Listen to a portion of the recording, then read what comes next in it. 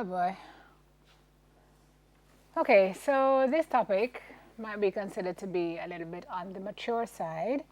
So for this segment, we are advising parental guidance. There's a WhatsApp video that our producer has seen, which has led us to invite psychologist and sexologist Dr. Karen Carpenter to come in and talk with us this morning about sex and relationships.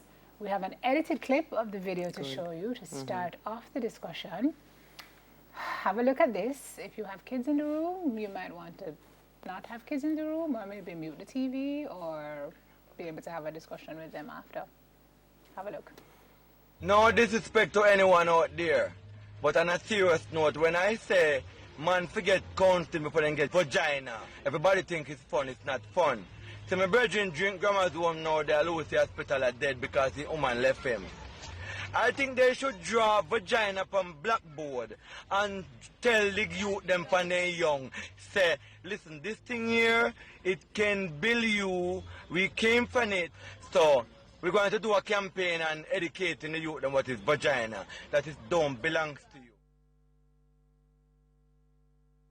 Dr. Carpenter, when you heard that, good morning. Good morning. Welcome. It's nice to see you guys. You look like spring has sprung. When you heard that, what were your first thoughts? I actually, if the gentleman is watching or anyone related to him is watching, I'd like to interview him. He has made some very important points. Perhaps his expression may seem to some amusing, but the points he's making are extremely important. One, he's saying that we need to learn about relationships and sex within relationships. I don't think he's speaking specifically about female parts. I think he's talking about what happens when you become sexually involved. When he says that we should be drawing it on the blackboard and teaching children, I agree with him. We do not have Well, I'm coming to that. We do not have comprehensive sex education in this country. In all of Europe, places outside of Europe, like Australia, there's comprehensive sex education. So children, from they enter kindergarten, begin to learn about their entire bodies, not a body that doesn't have genitals, but an entire body, and they learn about love before they learn about anything else. How mommy and daddy love each other, how mommy and daddy love you, and the differences in the types of love. And as they go through the school system, they learn different lessons on love, relationships, their body, and sexuality. So by the time they get to high school, 15, 16, they're learning about safe sex. Not how not to have sex, which is what we teach, but how to be safe when you make the choice. The research shows that children who are introduced to what sex really is biologically, emotionally, and otherwise, delay sex longer. Who are introduced to it by schools professionally? Well, I don't know that schools are doing such a great job, but I'm saying if they're given the facts. The right way. Yes, so it wouldn't be peers. If they're given the facts. And that's what's mostly happening now, is that peers are the conduit. And that's a challenge, because we do have an excellent curriculum. I keep saying this, and I'll keep saying it until somebody gets the message. You know, you get up every morning and you say, Colgate is good, Colgate is good, Colgate is good. We have a health and family life education curriculum, which is excellent, the HFLE. And apart from the furore that we had over it a few years ago, it's an excellent curriculum, and it teaches young people social, emotional intelligence. But let's talk about the context of the video for the folks who have not seen it before. This gentleman is talking about a friend of his who attempted suicide. Who's attempted suicide because of a relationship. So it's a very serious matter. Right. But he makes a point in there when he says we ought to know that this body part, it don't belong to us, which is a very important point to make within the construct of sexuality, and that's the objectification, which harkens back to another discussion I had this about morning. masculinity and patriarchy. This thing where you pull body parts out of women and pretend they're all just parts of a car. It doesn't work like that. Yeah. And this is part of what comprehensive sex education does for you, because as you notice, I've said it starts in kindergarten with love. It starts telling you about your emotions and how you emotionally interact with others, and that, yes, women are in charge of their bodies and you're in charge of your body too. We like to tell girls to say no, but we don't tell boys to say no. And in this country, we have to tell boys to say no. Because boys are molested quite often in this country. Because of time, as usual, what else would we have learned from this video? Well, I think, as he says, we need comprehensive sex education. We need to teach young people not just about sex as in intercourse, but we need to teach people about sexuality and interpersonal relationships. Sexuality in the broad sense of it. Right. We have to teach them that their bodies are their own and that they're responsible for their bodies. We have to help them to understand that when you do feel emotionally overwrought, and I was having a discussion earlier about how men may not be able to manage their emotions as well as women.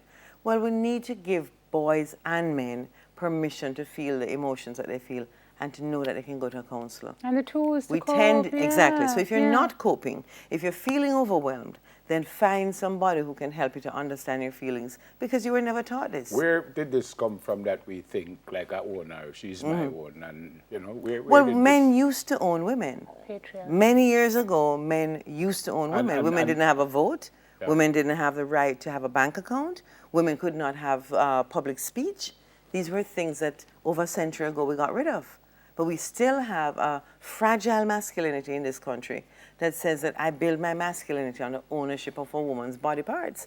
And as Simone says, I can just dissect them and take them away, and it's mine. The gentleman said him friend in trouble because of he lost his lady. What about the other way around? Do women handle it a little better if they... I think women are allowed more emotional bandwidth. I call it bandwidth, you know? So maybe have a 4G bandwidth for women and a 2G for men when it comes to emotional maturity. Right. But generally, we're an emotionally immature country when it comes to sexuality. We all get here because of sex. And then we treat it as some big taboo. But that point you made about education as to how to deal with trauma Yes. is key, because if we don't teach that early, then we're going to keep reading about these stories that we're reading about with these men who are killing these women. Absolutely. And when we teach sex education in schools, we teach animal husbandry.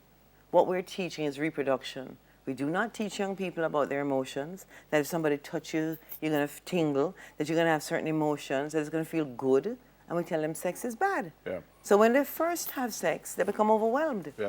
What he said about his friend trying to kill himself, is that extreme, or are you hearing It is extreme, and there may have been other signs along the way about his instability. Right. It is an extreme response, and men generally die at all stages of the life cycle at a higher rate than women. They take more risks, they're emotionally less able to deal with rejection, and we generally don't teach people how to deal with rejection, and it's part of life. I want to change lanes quickly. Sure. Senator Horton's statement. What were your thoughts on that? I am sad for him. Why?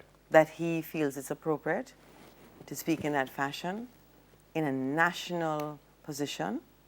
He's holding an office. He represents us.